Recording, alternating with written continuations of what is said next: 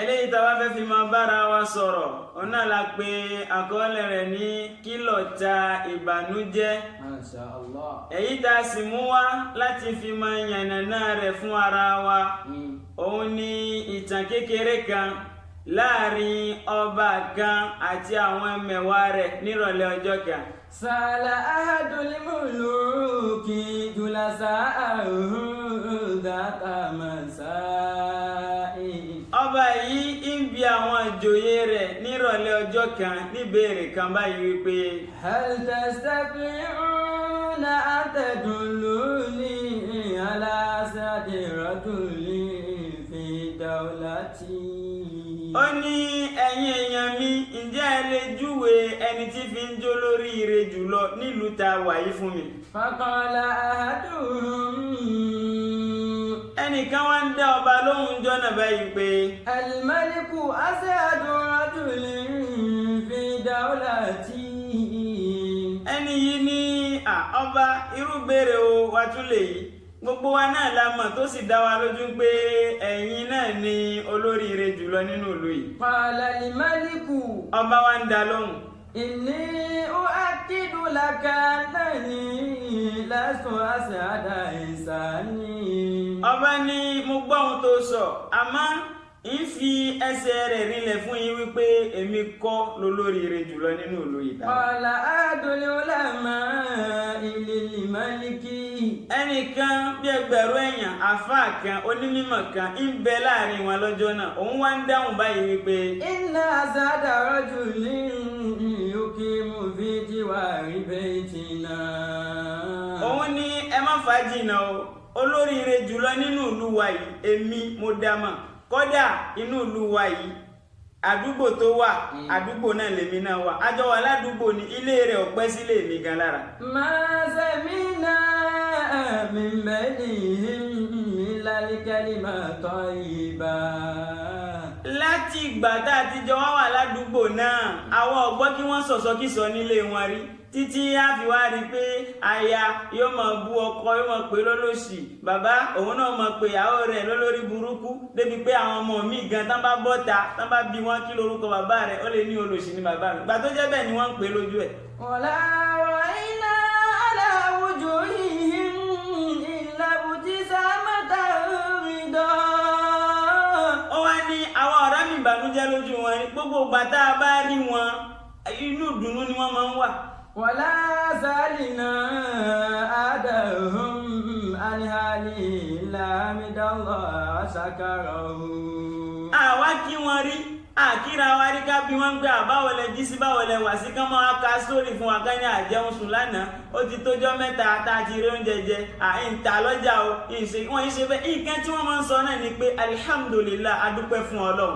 Fawaqafa al-alimu.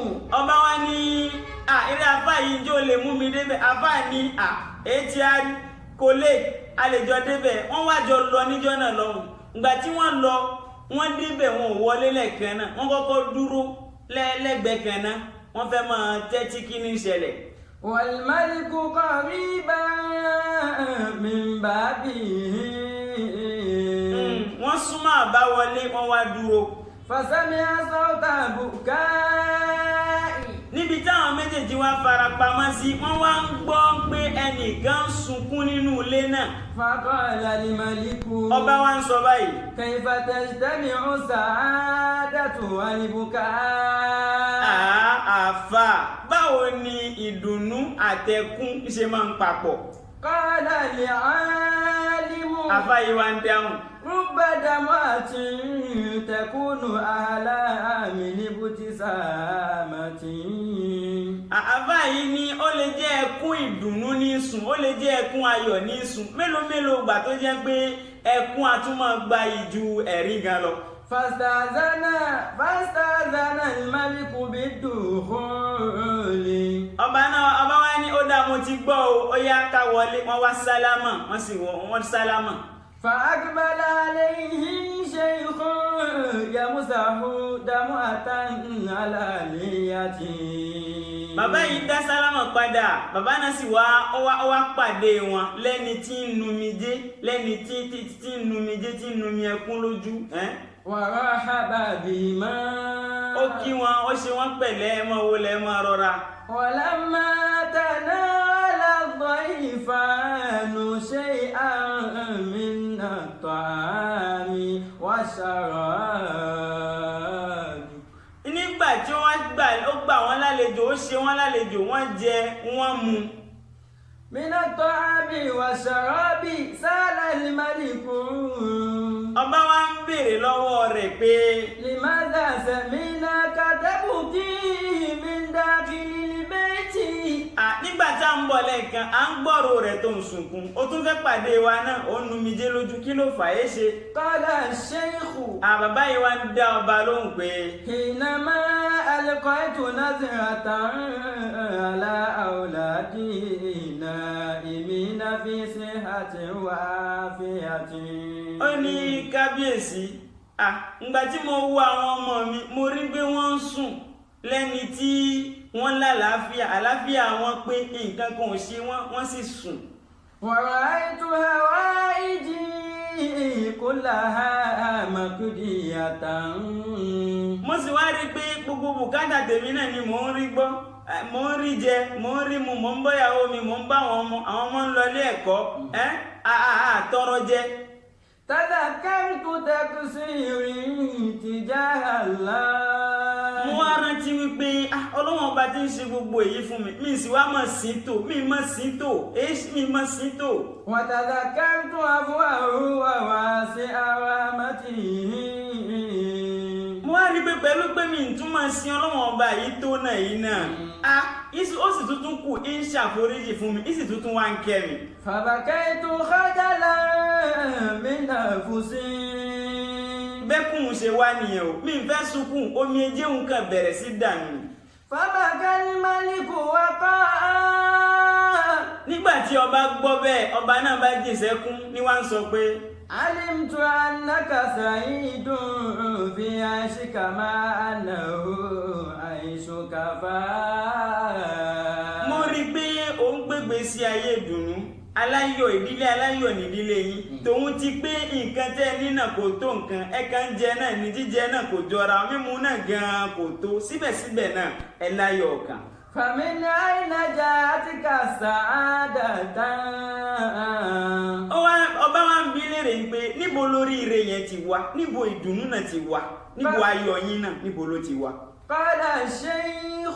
sheikh bàbá náà wá ń dáhùn báyìí pé. السعادة تتلخص في 3 كلمات. ó ní ọba ìdùnnú tẹ́ríhun ó wá látara nǹkan mẹ́ta ni. أن تقوم بأمر الله. òun ni pé kéèyàn máa tẹ̀lé òfin ọlọ́run ọba èyí tí ọlọ́run ọba kọ̀ kéèyàn jìnnà sí èyí tí ọlọ́run ọba bá pa wá láṣẹ ká ṣe náà ni ká máa gbìyànjú láti máa ṣe bí tágbára wa bá ti mọ̀ sí. وتقنع بما قسم. náà gbogbo nǹkan tí ọlọ́run ọba bá wá pín kàn wá láyé ká gbà bẹ́ẹ̀ ti dùnú tayọ ọkàn. وترضى بما قضى. gbogbo ìṣòro tó bá wá dé bá wa láyé ká gbà wípé látọ̀dọ̀ ọlọ́run ọba ni. وترضى بما قضى.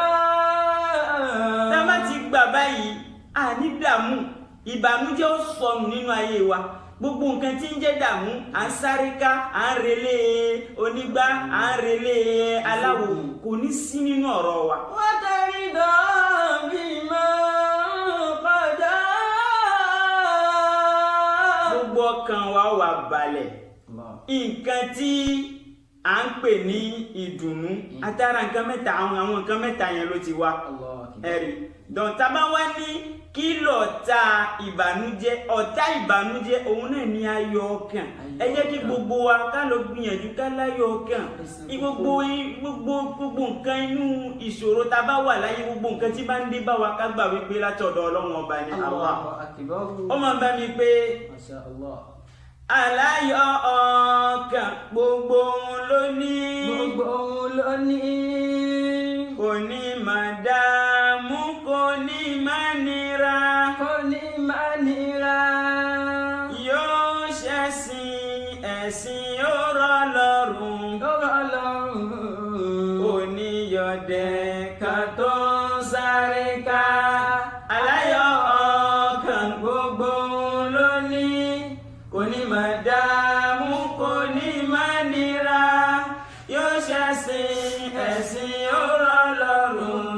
kò ní ọdẹ kan tó ń sáré ká kò má ní bá wọn pẹ́ sí ògbé mi kò ní sọ pé níbo lọ́lọ́hun wà yóò dẹ̀sìn mú adúró dédé aláyọ̀ ọkàn gbogbo òun ló ní kò ní máa dààmú kò ní máa nira yóò ṣẹ̀sìn ẹ̀sìn ọ̀rọ̀ lọ́rùn kò ní ọdẹ kan tó